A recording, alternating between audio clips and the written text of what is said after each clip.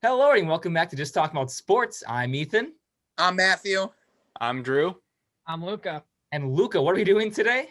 Oh, you're putting me in the spot. Just talking about sports, baby. Let's go. I know you haven't done it in a while. That's why I chose you, but welcome back. There's 4 of us today. Lots of people in this, as we've thought we might add as many people as we can into our NFL playoff predictions, as it is now the divisional round. As we get closer to this weekend, we lost 6 teams, but there are still 8 remaining, and it's still plenty of fun to be had in this NFL as we get closer to the playoffs. But without further ado, we'll just get right into it. Starting off with a quick little recap, as I'll just kind of zoom through the 6 games that went on last week. Starting off with the Bills going with a 3-point win over the Colts. I was the one who chose the Colts, the odd man out. So I guess I did not do so well with that, but everyone else picked the Bills. Then we had the Rams-Seahawks. Rams ended up upsetting the Seahawks in Seattle 30-20. Big game for them. Matt shaking his head as him and Luca ended up choosing the Seahawks, and me and Drew took the Rams. So we ended up surviving with that one. Then we move on to the final game on Saturday, which was the Buccaneers basically surviving, in my opinion, against Washington, as Taylor Heineke, the unknown man out of Washington, 4th string quarterback, put on a show, but ended up separating his shoulder with a few minutes left in the game, and they had to put they were going to try and put in Steve Montez, but Heineke, he's a legend. He is a legend. He put on a show for us, tried his best, but couldn't come up against Tom Brady. And then we moved to Sunday, where the Ravens and the Titans, the Ravens were able to pull off another upset that we saw this today, and that was them upsetting the Titans 20-13, even though it wasn't really an upset. But the Ravens got the revenge, got the stomp on the logo. Most of us took the Ravens except for Matt. Matt had a rough go this week. And then we moved to the Saints-Bears. Saints knocked off the Bears in an easy game on Nickelodeon, as we enjoyed watching the slime on that one, 21-9. That was the Saints. That was very obvious. And that was fantastic. The slime was great. Yes, and we moved to the biggest, I think, craziest game upset that we probably saw, as nobody really believed in the Browns except for Luca. But the Steelers got spanked by the Browns. So 48-37, a high-scoring game. But there's your recap right there. I believe our leaders in terms of picks is Drew and Luca, I believe, at 4-2, right? I think. Yes. So you guys are ahead of us. 5-1. We're 5-1. We're 5-1. Right. Sorry, you guys are 5-1. I am 4-2, and Matt's at a rough 2-4. So he's got some work. He's got some work to come back to. But we'll continue on. Picked Washington, and I was not afraid to do it. So give me credit for that, at least. All right, I respect it. All the games were close except for the Cleveland-Pittsburgh game and the Bears Saints game. But it was still very, very fun to watch. But we'll finally move on to this upcoming games, as we've got 8 teams, 4 games. Gonna be even more entertaining. Maybe not as entertaining as the Browns-Pittsburgh game, because that came out of nowhere. But we'll just kind of start off right into the Saturday's game. That's going to be at 3:00. This is between the Rams and Packers, otherwise known as the number 1 offense going up against the number 1 defense. Going to be an absolutely thriller of a game, as it's basically focused on when the offense and defense, or the Rams defense and Packers offense is on the field, because that's going to be very entertaining to watch, and that's going to be where the game's going to be decided. So we will see what happens. But Matt, who are you choosing for this Rams-Packers game? Well, I got to get back on track. But not only that, that's not what we're worried about here. Actual pick, I'm taking the Packers for many reasons. First of all, who's the better team? Green Bay. Who's the better offense? Green Bay. We'll give the Rams the defensive credit.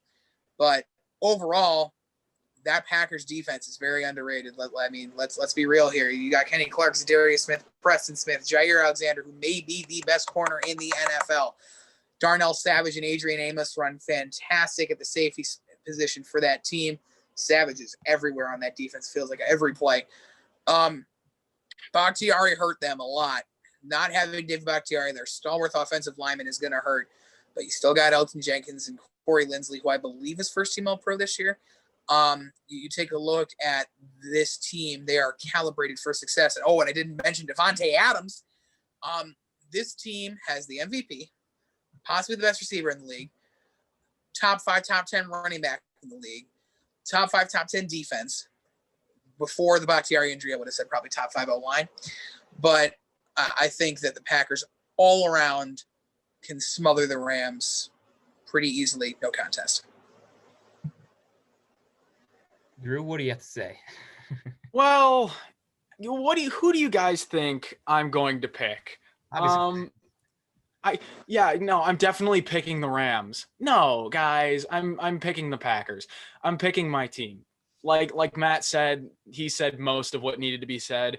You know, the Packers are pretty much the better team here. And Matt, you mentioned the Bakhtiari injury. We're going to be fine at offensive line because we just signed Jared Valdir from the Colts practice squad, who put up a 70-plus pass blocking Pro Football Focus grade and playing every snap in the Colts wildcard game against the Bills. So he gives us some added depth, and I think we're going to be fine in offensive line. But what Matt didn't mention is Jared Goff in the cold. The projected game time temperature is going to be around like 15, 20 degrees, freezing. And in freezing cold games since 2016, Jared Goff is 1-1 with 0 touchdowns and 5 interceptions. And besides, he's still going to be playing with those pins in his thumb coming off a couple weeks after surgery. I think he's going to have a nightmarish game where the Packers defense can just key in on Cam Akers. And when the Packers have keyed in on a running back, look at the Titans game, they can slow and stop those run defenses. So I am fairly confident in taking my Packers to win. Well, yeah, this is pretty simple. It's the Green Bay Packers. But do you know why, Drew? Do you know why, Matthew? And do you know why, Ethan? That bad man. And Drew is wearing that jersey. We all know what Aaron Rodgers can do. Oh, baby, MVP of the league. I mean, this is not hard. I mean, look at this guy. 4,300 passing yards, 48 touchdowns, 5 interceptions, and completing 71% of his passes. I mean, how much more do you need from Aaron Rodgers? Okay, that offense is nothing.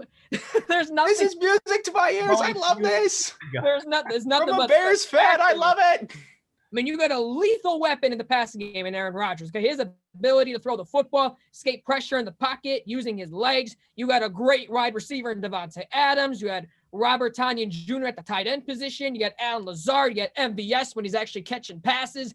But we all know this. I mean, it's not hard at all. The running game will be limited, though, because the Rams have the number 3rd best in stopping the run. So they will be stopping Aaron Jones, and they have the number 1 pass defense. Obviously, at the end of the day, it's Aaron Rodgers. I'm not so worried about Aaron Rodgers.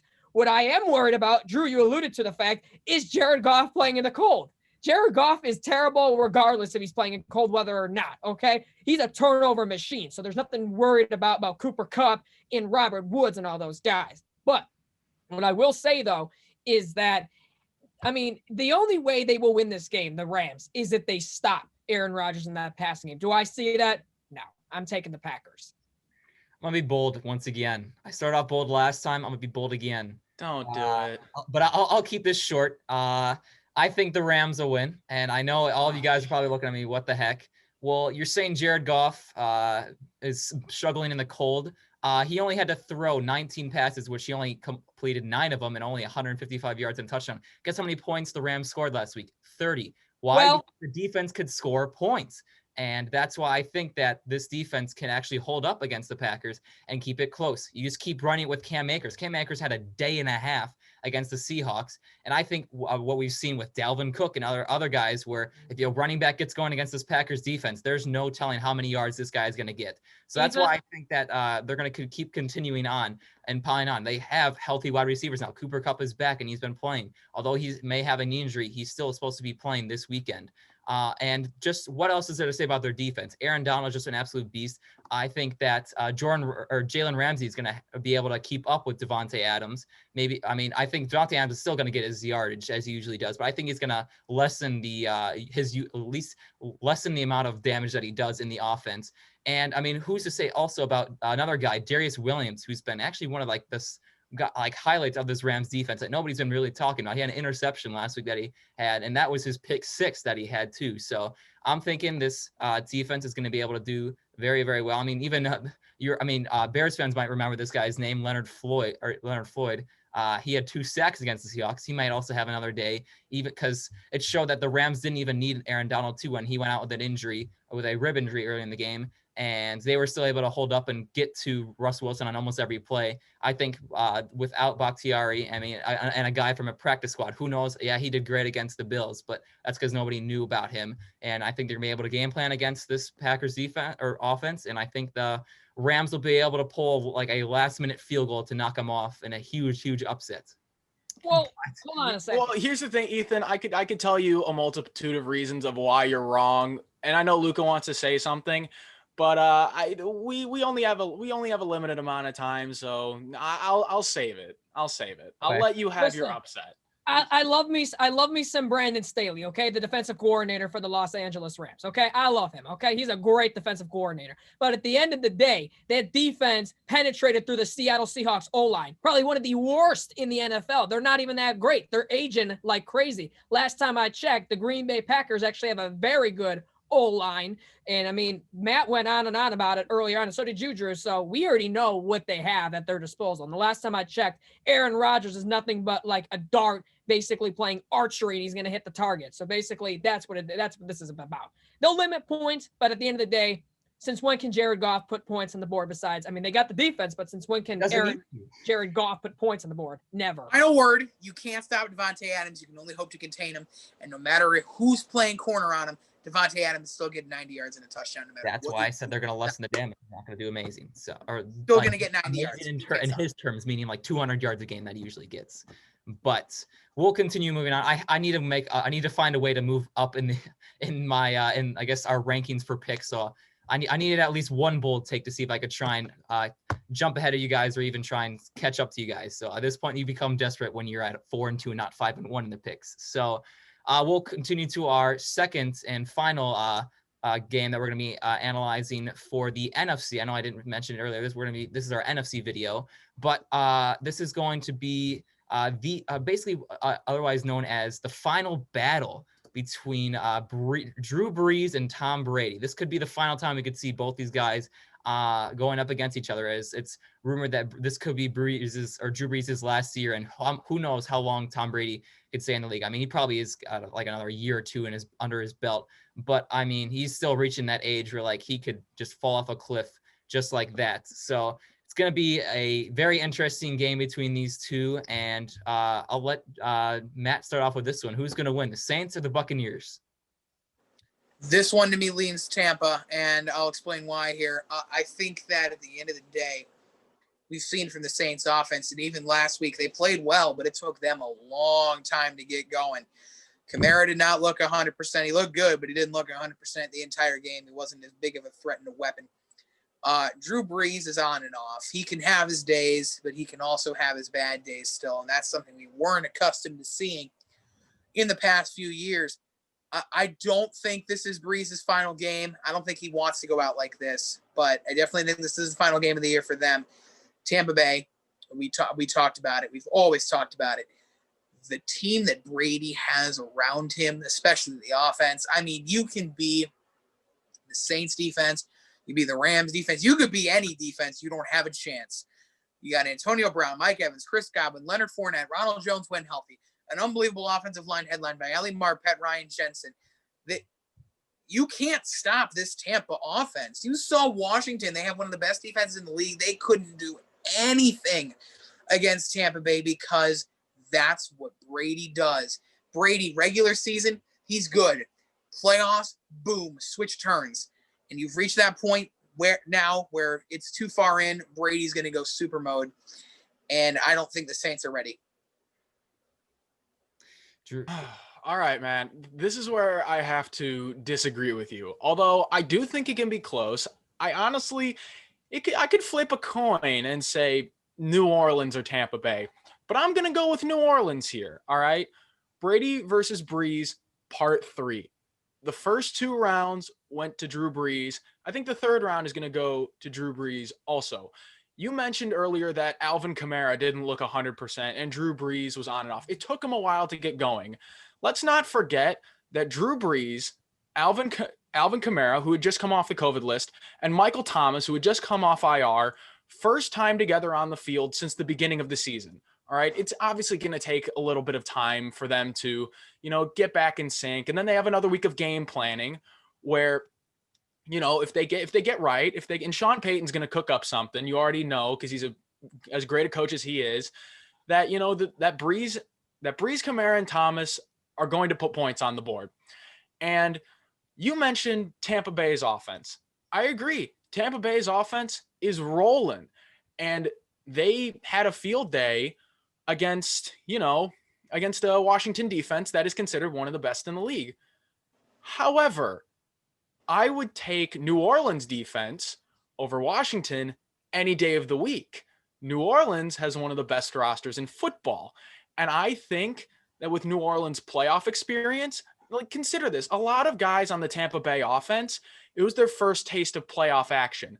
They looked very, very sloppy in many parts of that Washington game. Chris Godwin dropping passes, Cameron Brate, dropping touchdowns. It was Mike Evans' first postseason game. Tom Brady and Gronk are as experienced as it gets, but a lot of guys are playoff rookies. And let's not forget that New Orleans defense, Trey Hendrickson, who was out against Chicago, is now back. He had 13.5 sacks in the season, tied for second most in all football, lest we forget. And I think New Orleans defense will be able to slow that Tampa Bay offense.